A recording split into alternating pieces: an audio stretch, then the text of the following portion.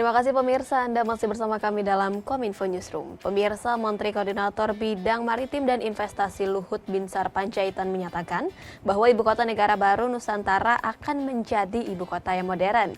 Ia bahkan menyebut ibu kota di IKN Nusantara tidak akan kalah dengan kota modern seperti Arab Saudi, Dubai, dan Cina. Menteri Koordinator Bidang Maritim dan Investasi Luhut Binsar Panjaitan mengatakan bahwa Ibu Kota Negara Baru Nusantara akan menjadi kota modern. Menko Luhut bahkan menyebut kota Nusantara tidak akan kalah dengan kota modern seperti Neo Arab Saudi, Dubai Uni Emirat Arab, serta Shenzhen China. Dikutip dalam keterangan tertulis saat menghadiri pertemuan perayaan Dies Natalis ke-60 Gerakan Angkatan Muda Kristen Indonesia di Balikpapan, Menko Luhut mengatakan bahwa proses pemindahan kantor pemerintahan ke IKN Nusantara ditargetkan rampung pada kuartal kedua tahun 2024. Selain itu, ia mengklaim bahwa saat ini pembangunan Indonesia jauh lebih merata. Bahkan menyebut banyak industri baru tumbuh di Kalimantan, seperti pembangunan industri energi baru di Kalimantan Utara, serta pembangunan ibu kota negara di Kalimantan Timur. Dalam kesempatan yang sama, Gubernur Kalimantan Timur Isran Nur mengungkapkan keunggulan Kaltim sehingga ditetapkan Presiden Jokowi sebagai ibu kota negara baru. Salah satunya karena Kalimantan Timur memiliki ketaatan moralitas kepada bangsa Indonesia.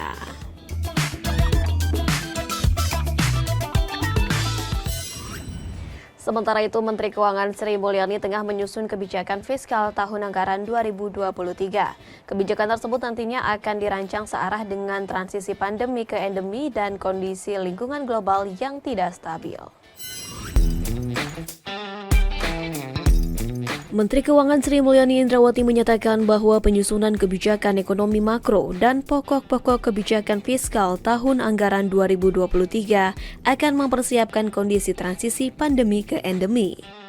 Adapun pada rapat sidang paripurna DPR Republik Indonesia, Menku menjelaskan bahwa tahapan kebijakan ekonomi makro dan pokok-pokok kebijakan fiskal tahun 2023 akan dirancang searah dengan transisi tersebut, guna mengantisipasi perubahan baru yang muncul saat kondisi lingkungan global yang tidak stabil, di mana nantinya strategi untuk kebijakan ekonomi makro dan pokok-pokok kebijakan fiskal tahun 2023 akan difokuskan untuk peningkatan kualitas SDM, akselerasi pembangunan infrastruktur, memantapkan reformasi birokrasi dan simplifikasi regulasi, revitalisasi industri, serta pembangunan ekonomi hijau. Maka dari itu, pemerintah akan terus berupaya untuk menjaga kesinambungan fiskal dalam mencapai transformasi ekonomi yang inklusif dan berkelanjutan melalui APBN.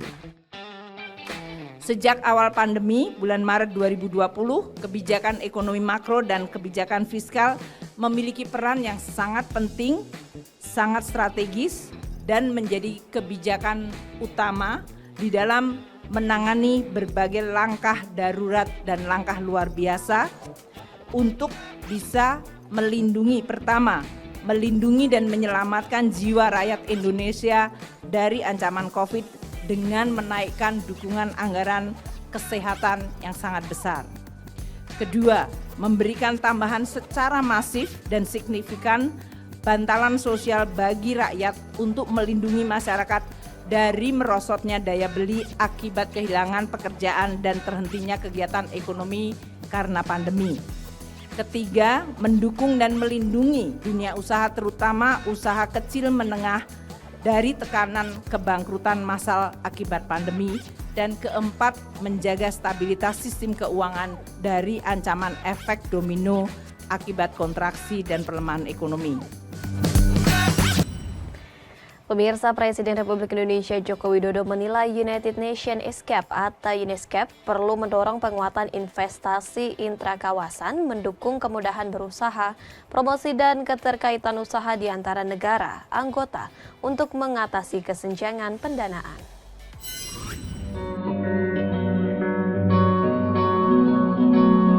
Presiden Joko Widodo meminta Komite Ekonomi Sosial PBB untuk Asia Pasifik atau United Nations ESCAP atau UNESCAP dapat memperkuat pendanaan agar pencapaian tujuan pembangunan berkelanjutan atau SDGs dapat dipercepat. Presiden menjelaskan akibat tantangan global seperti pandemi COVID-19, perubahan iklim dan perang, pencapaian SDGs di kawasan Asia Pasifik tertunda. Pencapaian SDGs diperkirakan paling cepat pada tahun 2065. Presiden Jokowi memaparkan kebutuhan pendanaan setiap tahunnya berkisar 1, triliun dolar Amerika Serikat guna memastikan program SDGs di negara kawasan Asia Pasifik tercapai pada 2030. Oleh karenanya, Kepala Negara meminta investasi sektor swasta harus didorong, mengingat nilai investasi ke kawasan Asia Pasifik masih terbilang kecil. UNESCAP dinilai perlu mendorong penguatan investasi intrakawasan, mendukung kemudahan berusaha, promosi dan keterkaitan usaha di antara negara anggota untuk mengatasi kesenjangan pendanaan tersebut. SDGs semakin tertunda. Kawasan kita diperkirakan baru dapat mencapai SDGs paling cepat pada tahun 2065. Dan menurut Global Climate Risk Index, 6 dari 10 negara paling terdampak perubahan iklim dalam jangka panjang ada di Asia Pasifik.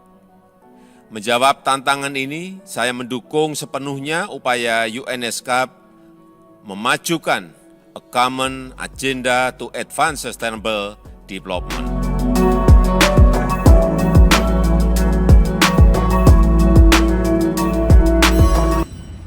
Kita beralih ke informasi lainnya pemirsa. Menteri Dalam Negeri Tito Karnavian menekan aturan baru terkait pencatatan nama di sejumlah dokumen kependudukan.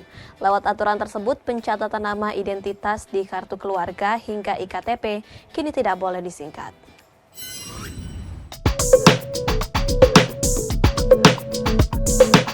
Pemerintah mengeluarkan aturan baru terkait pencatatan nama di sejumlah dokumen kependudukan.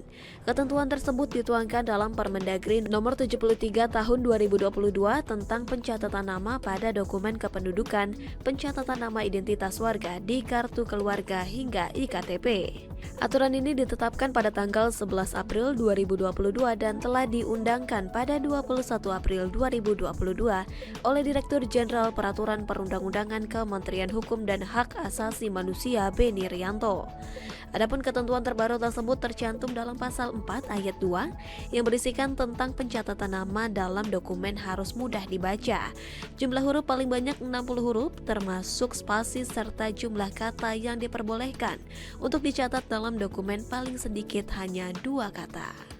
Selain itu, terdapat larangan dalam tata cara pencatatan nama pada dokumen kependudukan, diantaranya nama tidak boleh disingkat, menggunakan tanda baca, sampai gelar pendidikan ataupun keagamaan pada akta pencatatan sipil yang tertuang dalam pasal 5 ayat 3. Pemirsa, Indonesia resmi membuka perhelatan internasional Global Platform for Disaster Eradication atau GPDRR pada hari ini. GPDRR merupakan pertemuan global secara khusus yang membahas kebencanaan. Bagaimana situasi terkini pelaksanaan GPDRR? Rekan kami Mona Azarinisak melaporkan langsung dari Nusa Dua Bali. Mona, silakan dengan laporan Anda. Ya, Bilkis dan juga pemirsa dapat informasikan bahwa tahun ini Indonesia terpilih sebagai tuan rumah penyelenggaraan event bertaraf internasional GPDRR atau Global Platform for Disaster Risk Reduction. GPDRR yang ke-7 kali ini dilaksanakan di Nusa Dua Bali mulai dari tanggal 23 sampai dengan 28 Mei 2022. GPDRR ini diikuti sebanyak 193 negara dan dihadiri secara langsung maupun online. Dan dapat kami informasikan juga bahwa GPDRR ini sangat penting dilaksanakan terkait memiliki peran penting dalam memastikan pemenuhan seluruh target kerangka kerja SENDAI untuk pengurangan risiko bencana dan mempromosikan ketangguhan kebencanaan. Selain itu, GPDRR memiliki peran yang sangat penting dalam membahas mengenai pengurangan risiko bencana sebagai upaya resiliensi berkelanjutan. Dan pada tahun ini Indonesia mengusung tema pada GPDRR yakni dari risiko ketahanan menuju pembangunan berkelanjutan untuk semua di dunia yang berubah oleh COVID-19. Demikian Bilkis. GPDRR, promosi ketangguhan bencana dan juga upaya untuk mengurangi bencana. Bagaimana dengan penerapan protokol kesehatan di sana dan juga pelaksanaan registrasi? Apakah terbilang cukup kondusif? Ya, pada masa ini GPDRR yang dilaksanakan di Indonesia memang memiliki tantangan yang besar, terlebih dilaksanakan pada masa pandemi COVID-19, di mana Indonesia sebagai tuan rumah harus memiliki rencana dan juga upaya agar pelaksanaan terhindar dari penyebaran kasus COVID-19. Dan dapat kami informasikan dari pantauan kami mulai dari bandara hingga ke tempat pelaksanaan acara, penerapan protokol kesehatan sangat ketat dilaksanakan oleh pihak penyelenggara. Seperti seluruh peserta yang datang langsung melakukan registrasi dan juga penerapan protokol kesehatan lainnya, yakni melakukan tes PCR. Selain itu, penggunaan masker juga sangat diutamakan dalam kegiatan tersebut.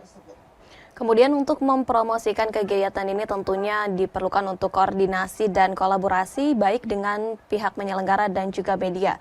Apakah di sana disediakan semacam media center, Mona? Ya, di sini juga telah disediakan media center, Bilkis. Jadi setiap harinya dari pihak panitia akan melakukan briefing dengan media-media yang telah terdaftar untuk melaksanakan kegiatan GPDRR di Nusa Dua Bali ini. Dan kami informasikan juga pada hari ini telah dilaksanakannya pembukaan Rumah Resiliensi Indonesia di Bali Collection Nusa Dua oleh Menko PMK. Dan tentunya besok juga ada beberapa kegiatan, salah satunya direncanakan penanaman 10 juta pohon dalam rangka mendukung penyelenggaraan GPDRR di SMP PGRI 3 Denpasar dan Pantai Mekarsari Sanur. Selain itu, pelaksanaan GPDRR ini juga diharapkan dapat memberikan dampak ekonomi kepada masyarakat terutama yang ada di Bali untuk bisa melakukan pemulihan ekonomi di masa pandemi COVID-19. Demikian Bilkis. Baik, terima kasih Mona Azharinisak melaporkan langsung dari Nusa Dua Bali mengenai perhelatan internasional GPDRR 2022.